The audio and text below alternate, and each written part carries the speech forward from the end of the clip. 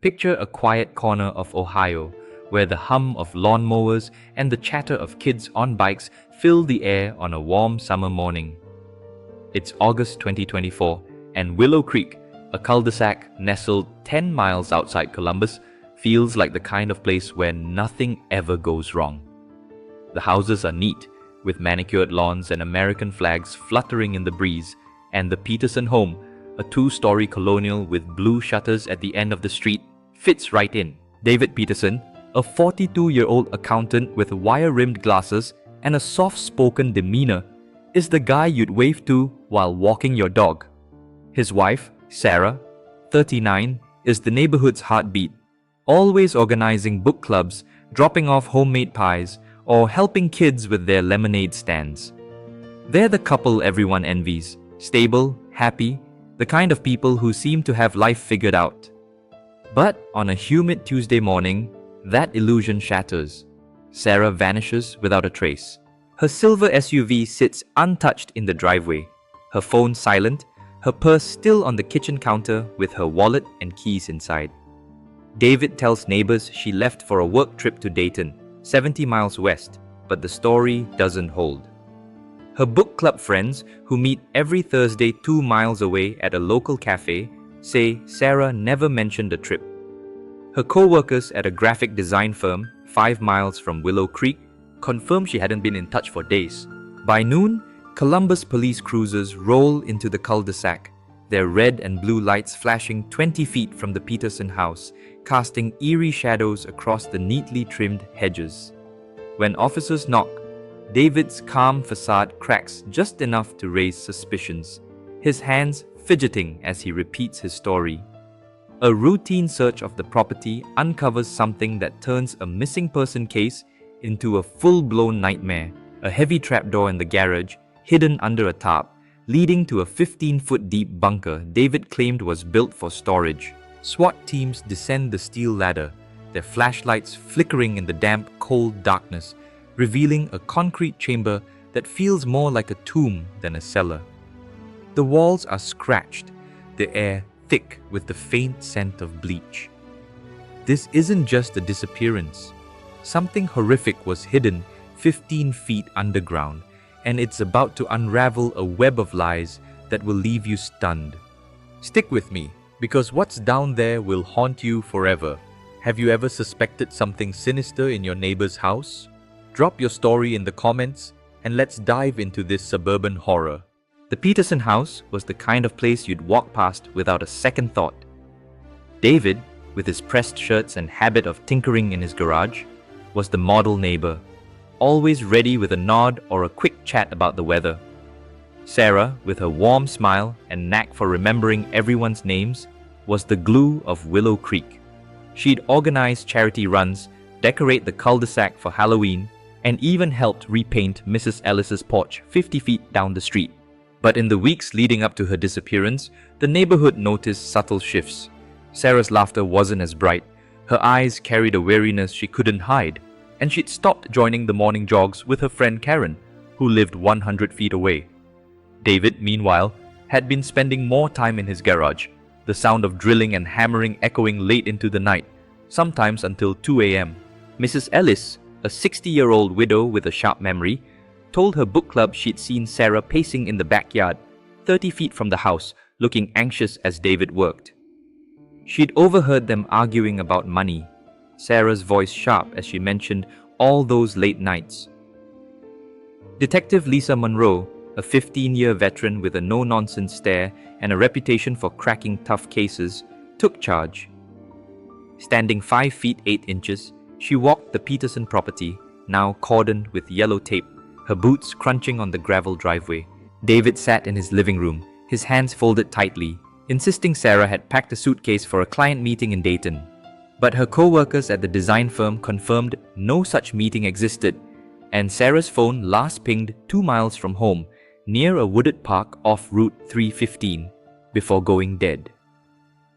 Monroe's team searched the house, finding Sarah's purse untouched, her favorite scarf, a blue silk one she wore everywhere, missing from its usual hook by the door. David's story was unraveling, and when officers lifted the tarp in the garage, Revealing a padlocked trapdoor, the air grew heavy with dread. The bunker, 15 feet deep, was a concrete vault, its walls cold and smooth except for those strange scratches, deep, uneven marks, like someone had clawed at them in desperation. SWAT officers, their radios crackling, descended the ladder, their flashlights catching a faint gleam of something metallic in the corner, but the space was otherwise empty, scrubbed clean with a lingering bleach smell. Was this really just storage, as David claimed?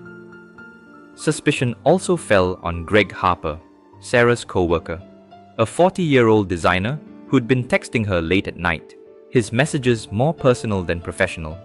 Had Sarah been planning to leave David? Was Greg more than a friend? Or was David hiding a darker truth?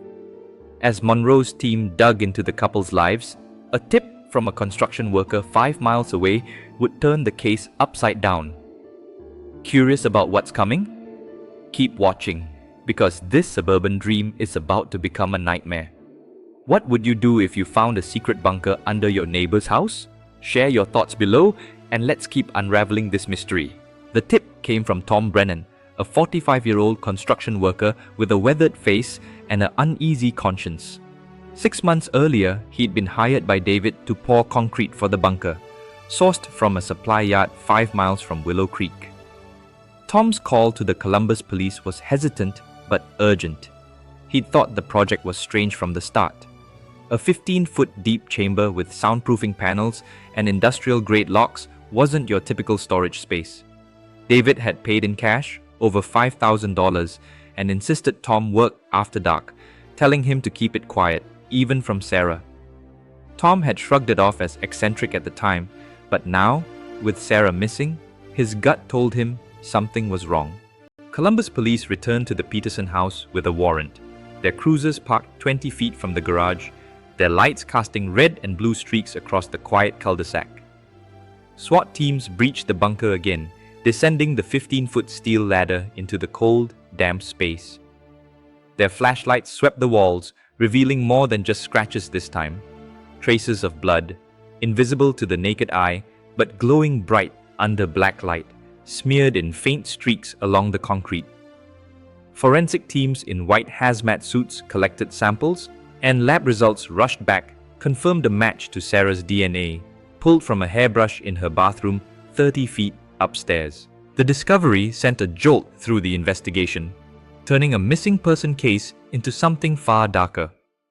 Detective Monroe brought David in for questioning at the station, 4 miles from Willow Creek, where he sat under harsh fluorescent lights, his hands trembling as he gripped a paper cup of coffee.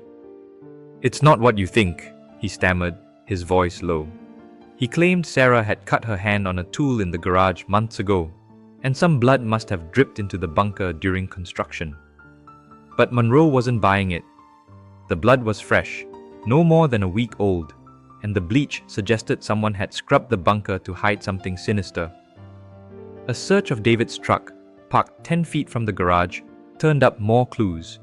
A single strand of Sarah's long brown hair caught in the tailgate, a faint bleach residue in the bed, and a muddy shovel tucked under a tarp.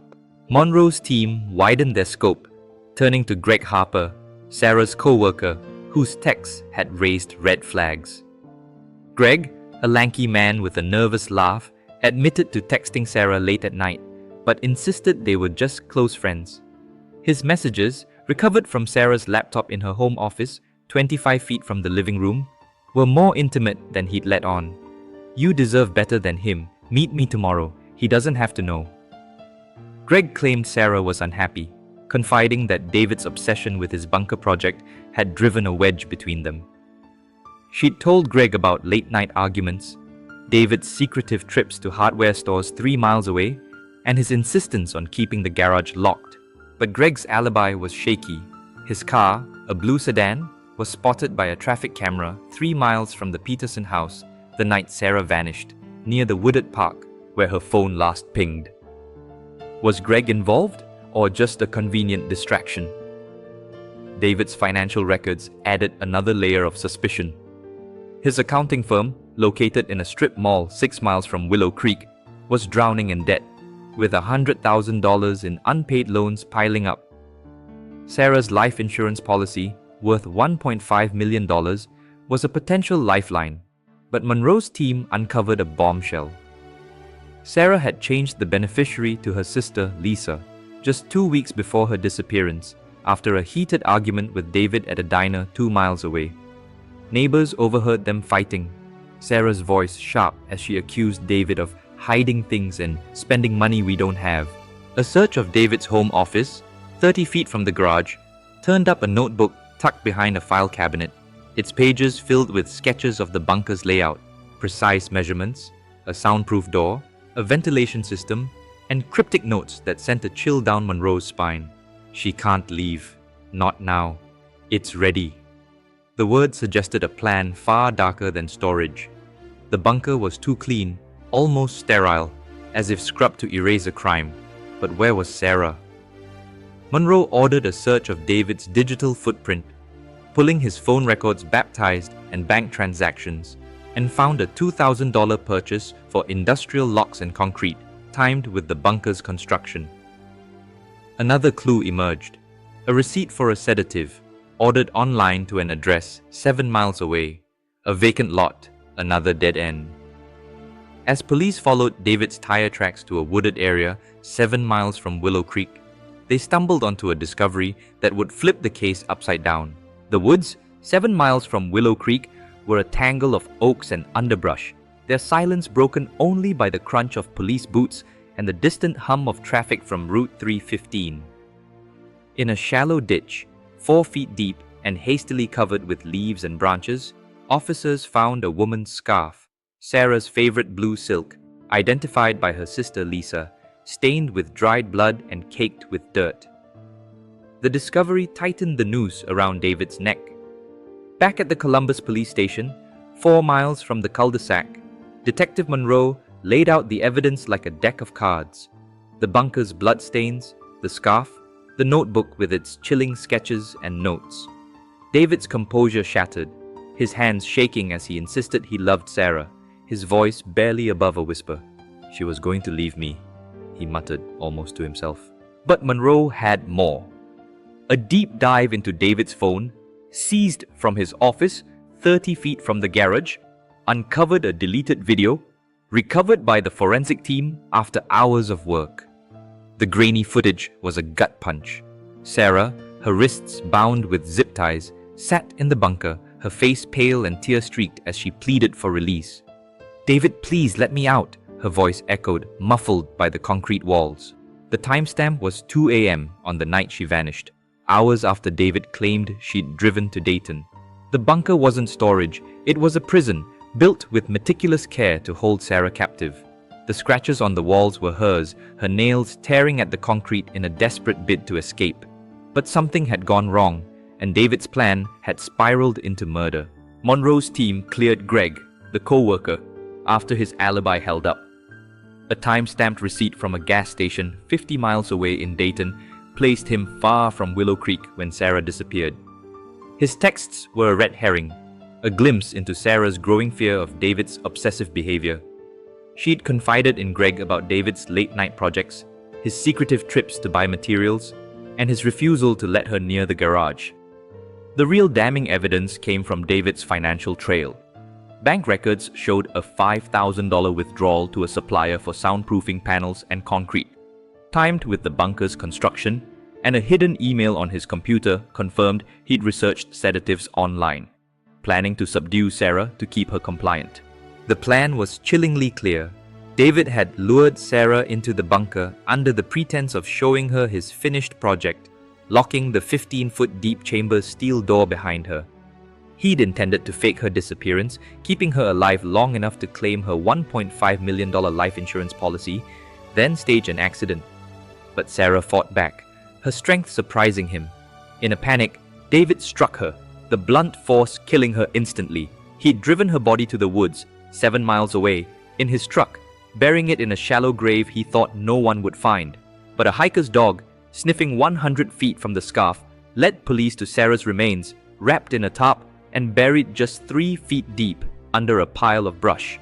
The autopsy confirmed blunt force trauma to the skull, her death swift but brutal, her fingers bruised from clawing at the bunker's walls.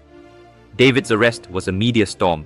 His mugshot splashed across tabloids with headlines like "Suburban Monster's Underground Nightmare" and "Husband's Deadly Bunker Betrayal."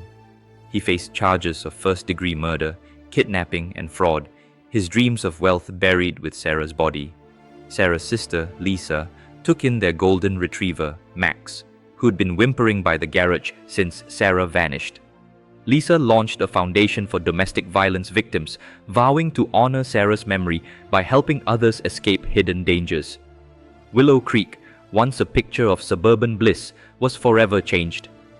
The Peterson house stood empty, its windows dark, the trapdoor in the garage a chilling reminder of what lurked beneath the surface of normalcy. Neighbors stopped waving as freely, their trust shaken, their conversations hushed as they passed the cul-de-sac's end. Detective Monroe, reflecting on the case as she filed her report 4 miles away at the station, noted how obsession and greed could twist even the most ordinary lives into something monstrous. The bunker, with its cold concrete and scratched walls, was a testament to how far someone could fall when desperation took hold.